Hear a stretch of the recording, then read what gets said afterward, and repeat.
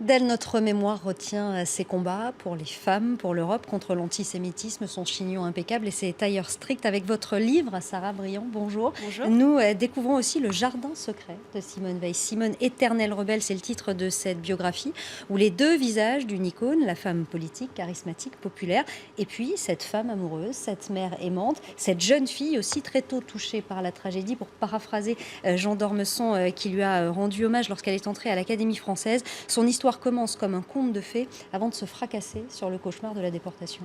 Exactement.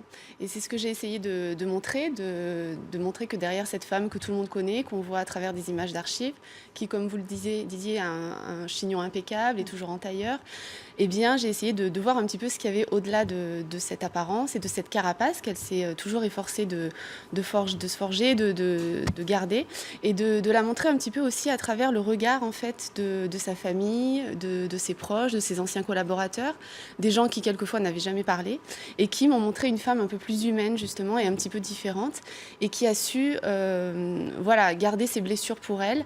Et en tout cas, qui a toujours ce côté avec beaucoup de pudeur et qu'elle a essayé de cacher, mais en tout cas que eux essaient de raconter. Elle garde ses blessures pour elle les garde avec elle aussi, à ce matricule 78 651, numéro qu'elle garde gravé dans sa chair, comme les odeurs de camp dans sa mémoire.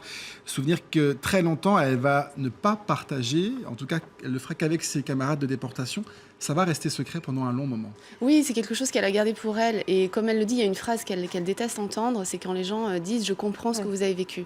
Et elle dit qu'effectivement, non, quand on a vécu l'expérience d'Auschwitz, on ne peut pas comprendre. Et cette expérience-là, elle n'a pu la partager effectivement qu'avec sa sœur Milou, avec qui elle est rentrée de déportation.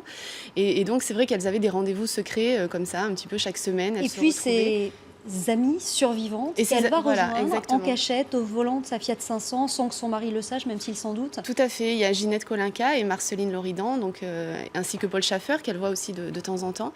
Et c'est avec eux qu'elle partage jusqu'à aujourd'hui, parce que ce sont des amis qu'elle voit toujours et avec qui elle peut partager cette expérience-là et ces moments indicibles qu'elle a racontés très tard en fait à sa famille. Et publiquement, elle n'ouvrira la porte que quelques mois après avoir défendu cette loi à l'Assemblée en 1974, la loi pour la légalisation de l'IVG. Mais cette blessure lancinante des camps et de la déportation, elle explique aussi pourquoi elle s'est engagée et pourquoi elle a choisi tel ou tel combat.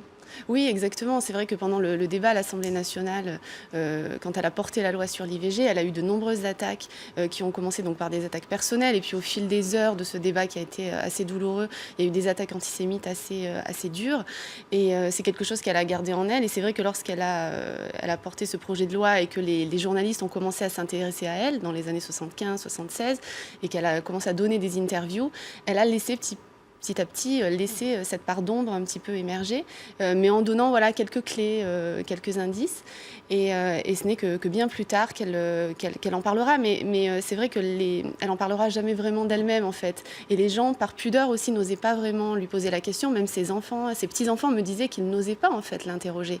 Et donc, c'est avec eux qu'elle a justement initié aussi ce voyage à Auschwitz en 2004. Donc, c'était assez tard, finalement, près de 60 ans après la déportation, qu'elle les a emmenés sur les lieux pour leur raconter. Un moment très, très émouvant d'ailleurs d'échange avec ses petits-enfants. Parallèlement à cette carrière qui se dessine, se confiant, elle construit également sa vie de femme. De retour des camps, elle rencontre Antoine Veil, il la fait rire, il la sauve du désespoir et devant eux, 67 ans de vie commune. Exactement, c'est une très belle histoire. C'est son grand amour. C'est l'homme qu'elle a rencontré au retour en fait des camps. Elle est partie en vacances à la montagne faire du ski avec des amis de Sciences Po. Elle a rencontré ce jeune homme qui était assez fasciné par son regard, sa beauté extraordinaire et ce regard qui cachait justement une blessure. Et ils ont tout de suite eu une famille. Pour elle, c'était assez important en fait au retour des camps aussi elle qui avait perdu la plupart de sa famille en fait, presque tous les membres de sa famille, son père, sa mère, son frère, et qui perdra après l'une de ses sœurs. Donc c'était important pour elle de se constituer une famille en fait, de reconstituer ce qu'elle avait perdu.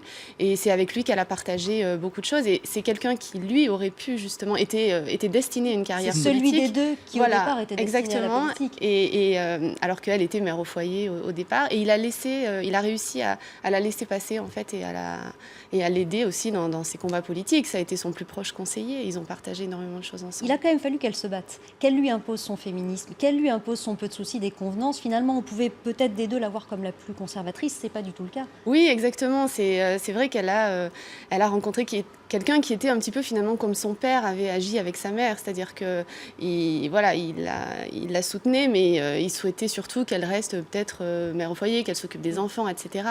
Et elle avait toujours cette pensée, ce que lui avait dit sa mère, d'être indépendante, de travailler financièrement, parce que c'est ce que sa mère n'avait pas fait. Sa mère était vouée à une brillante carrière de chimiste, elle avait fait des études, et finalement elle avait tout arrêté pour travailler un petit peu, enfin en tout cas laisser passer les ambitions de son mari. Et Simone Veil, voilà, et quand elle est mère au foyer, elle souhaite à un moment donné ne pas oublier ce que sa mère lui a dit, donc c'est-à-dire reprendre ses études, travailler, devenir magistrate. Alors c'est vrai qu'il y a un petit compromis parce qu'elle souhaite devenir avocate et Antoine ne le souhaite pas. Donc ils trouvent un compromis et elle sera magistrate et voilà, sa carrière démarrera plus tard. On va regarder cette photo, un instant, celle qui est en couverture de votre livre. Elle renvoie une douceur que l'on ne connaissait peut-être pas à Simone Veil. Oui, c'est vrai qu'elle a ce chignon, comme on la voit sur les images d'archives, il a un peu le tailleur. d'effet. Elle a un petit peu d'effet et elle sourit surtout. Oui. Donc voilà, et puis elle a un regard franc. Et c'est une photo qui date là de justement 74, juste après la loi sur l'IVG. Donc c'est le moment où elle est populaire et elle est la femme la plus populaire de France. En 2013, Simone Veil s'est totalement retirée de la vie publique. Aujourd'hui, elle ne répond plus à aucune sollicitation. Et pourtant, ses engagements, ils sont d'actualité aujourd'hui. C'était une Européenne convaincue. L'Europe, disait-elle, doit être un rempart contre la barbarie. Oui, exactement. Alors, c'est vrai que sur l'IVG, il y a encore aussi, c'est un débat qui revient régulièrement.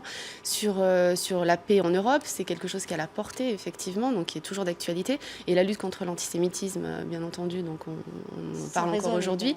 Et puis, il y a aussi ce devoir de mémoire, c'est-à-dire tout ce qu'elle souhaite transmettre, et c'est ce qu'elle a essayé de faire, et qui est aujourd'hui porté aussi par d'autres personnes, comme Marceline, son amie, qui en parle encore, qui va encore beaucoup dans les écoles, qui en parle publiquement. Et comme le dit Marceline, comme elle me l'a dit, et comme je le dis dans le livre, elle dit après nous, voilà, qui va parler de ça en fait. Donc c'est aussi ce témoignage de ses proches, c'est aussi finalement un témoignage pour l'histoire. Merci beaucoup Sarah Briand d'être venue sur le plateau de LCI Matin. Elle est unique, Simone Veil. Unique. Exactement. Vraiment, il y a personne d'autre et il n'y aura plus personne qui lui ressemblera ou qui peut lui ressembler. Et c'est peut-être pour ça qu'elle est encore aujourd'hui la personnalité préférée des Français, en tout cas la première femme sur le podium des personnalités préférées. Simone, éternelle rebelle et immortelle d'ailleurs aujourd'hui, titre donc de votre ouvrage aux éditions Fayard. Merci beaucoup Sarah Briand d'être venue ce matin.